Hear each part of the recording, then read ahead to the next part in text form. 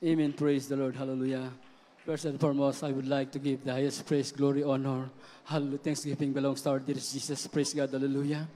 And I would like to express my double honor and respect our dearly beloved, Honorable Pastor Wildis Alameda, the on-time prophet, loving God. Hallelujah. Praise God.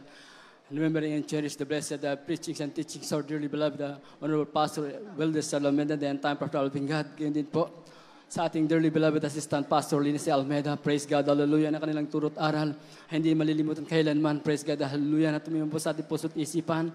Pagbati din po to all the beloved Almeida children, beloved family of our beloved Pastor, hallelujah, praise God, and to their respective family, praise God, hallelujah. Pagbati din po to all the beloved ordained preachers, and to all the beloved choir members, instrumentalists, and to all our beloved brethren who are with us tonight, hallelujah, praise God. Pagbatin po to all the beloved webcast viewers all throughout the world, hallelujah, praise God. Ako po ay nagpapasalamat po sa ating pinakamamahal na Panginoon sa kabutihan ginawa po sa aking buhay, hallelujah, mga minamahal ko. Nung wala pa po ako sa banal na gawain natin dakilang Diyos, marami po akong karamdaman, meron po akong psoriasis, meron po akong sinusitis, meron po akong high blood, meron po akong ulcer. Praise God, meron po akong hatred sa aking puso. Ngunit isang araw, mga minamahal ko, hallelujah, praise God, na hindi ko po inasahan. Natagpuan ko po ang banal na gawain ng Jesus Miracle Crusade International Ministry sa dako ng Baguio City. Hallelujah. Meron pong 4 na araw na banal na kusada po dyan, mga minamahal ko. Yung araw na po yan, hallelujah, papunta po kami ng aking beloved wife, hallelujah, praise God, sa Cathedral ng Baguio. Dahil po nung araw na yan is Holy Week po, mga minamahal ko. Ngunit, hallelujah, praise God, narinig ko po yung sounds ng Jesus Miracle Crusade International Ministry. Hallelujah. Ang sabi ko po sa aking beloved wife, alam ko, isa lang ang Diyos ng ating sinasamba. Bakit hindi natin subukan sumamba sa Jesus Miracle Crusade International Ministry? Ngayon nga sa madaling salita po, mga naman po, nadap ko po kami sa Jesus Miracle Crusade International Ministry. Nung araw na yan, hallelujah, praise God. Nung nakita ko po yung tarpaulin na pinagaling po ng ating dakilang Diyos sa pamamagitan ng pananalangin ng propeta ng ating dakilang Diyos. Nakita ko po, mga minamahal ko, hallelujah, praise God, mga pinagaling na yan. Ngunit ako po ay nag-doubt, mga minamahal ko, dahil sa aking sarili, hindi ko po naranasan, mga minamahal ko na, at sa pamamagitan lamang po ng panalangin at pag-ayon sila po ay gagaling. Dahil po yung akit na bulsa, 4 na bulsa ko po, meron pong mga gamot po ito, pag sumumbong po yung aking mga sakit, kailangan po akong uminom ng gamot upang maibsan po yung aking sakit. Ngunit, hallelujah, praise God, nung nagsimula na po yung pag-aawitan ng beloved choir, mga minamahal ko, pumapatak po yung aking luha, hindi ko maunawakan. Hallelujah. Hallelujah. Hindi ko pa mapigil, mga minamahal ko, yung luha ko. Hallelujah, Lord God. Hindi ko pa maunawakan hanggang sa natapos po yung pag-aawitan ng beloved choir. Nakapakinig po ako, mga minamahal ko, nang may karamdaman niya pang ulcer. Pinagaling po siya sa pamamagitan ng pag-ayon, ngunit talaga nga po na hindi po ako makapaniwala dahil po yung aking ulcer po ay acute po, mga minamahal ko. Ngunit, hallelujah, praise God, sa patuloy ko pong pagkikinig, mga minamahal ko, unti-unti pong gumagaan po yung pakiramdam, mga minamahal ko. Praise God, yung kapagatan po aking nararamdaman. Gumagaan po ito, mga minamahal ko, hanggang sa dumating po yung preaching, mga minamahal ko. First time ko po makapakinig ng purong salita ng ating dakilang Diyos. Dahil po ako, mga minamahal ko, lumaki po ako sa kumbento. Pinag-aral po ako ng pari. Ngunit hindi ko pa naranasan yung ganito pong kagalakan na naranasan ko po sa ating dakilang Diyos. Tunay nga po, napakabait ng ating dakilang Diyos. Nung gabing iyan, tinanggap ko po ang ating dakilang Diyos at hari ng aking buhay. Naramdaman ko, minamahal ko, yung aking karamdamang high blood. Ito ba'y nawala? Instant po, pinagaling ng ating dakilang Diyos. Yung aking pag-iinom po at pagsusugal, mga minamahal ko, yung na hindi ko po kayang alisin.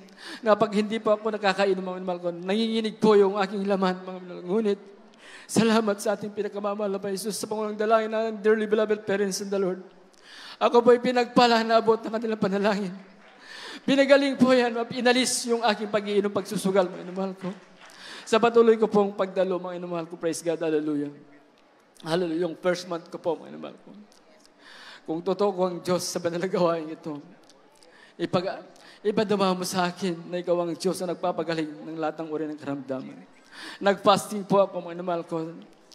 Pinikiramdaman ko po yung aking ulcer na acute po, mga minamahal ko, from day 1 to day 3. Tunay po, mga minamahal ko. Hindi ko po naramdaman yung sakit. Pinagaling po ako ng ating dakila. Hallelujah. sa patuloy ko pang pagdalo, paglilingkod sa ating dakilang Diyos. Yung aking psoriasis, sino po yung may psoriasis dito, may mahal ko? Pag ito po ay, hallelujah, praise God. Sumasakit po, mga mahal ko, pag ako po ay mentally stressed, physically stressed. Tunay nga po, magbibitak-bitak po yung aking balat sa aking lower extremities, mga mahal ko. Sobrang hapdi po, sobrang sakit. Ngunit salamat sa mahal na Panginoon. Tunay nga po ang Diyos ay nagpapagaling ang ating mga karamdaman sa pananagawa ito. Tunay na ang Diyos ay buhay at makapangyarihan, mga mahal ko. That's right. Yung aking psoriasis, sinusitis po, mga mahal ko. Ito po ay gradually na pinagaling ng ating dakilang Diyos. Ang lahat po ng aking karamdaman, mga minamahal ko, ito po ay lahat po pinagaling po ng ating dakilang Diyos. Sabi, kinausap ko po mahal na Panginoon dahil po ang aking panghanap buhay pag-abroad po.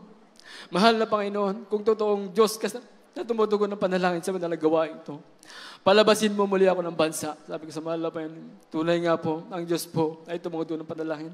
After ng 6 months na paglilingkod ko sa ating dakilang Diyos, ako'y nakarating sa dako ng South Korea. Minamahal ko, hallelujah. Praise God, pinagpala po ako ng mahal na Panginoon. Tunay nga po, ng mga panahon na yan, mga minamahal ko, mababa pa lamang po yung South. It's about $600 lamang po, mga minamahal ko. That was year 2005. Ngunit sa balingkod, ang salary po na binigay po sa akin, nabigkaloban pa ako na $1,100 po, minamahal ko. Tunay nga po, mas mataas po ang halos kalahati. Mga minamahal ko, tunay nga po na pinagpala po ako ng mahal na Panginoon. Totoo po yung pagbibigay, mga minamahal, isang susi ng pagpapala, mga minamahal ko, dahil hindi ko man hingi sa ating dakilang Diyos na ako ipagpalain niya. Nandyan po, totoo po, na sumusunod po ng mga pagpapala. Pag ating pong susundin ang kautusan natin dakilang Diyos, mga minamahal ko. Tunay nga po, hindi man po karapat dapat, mga minamahal ko, hallelujah, praise God.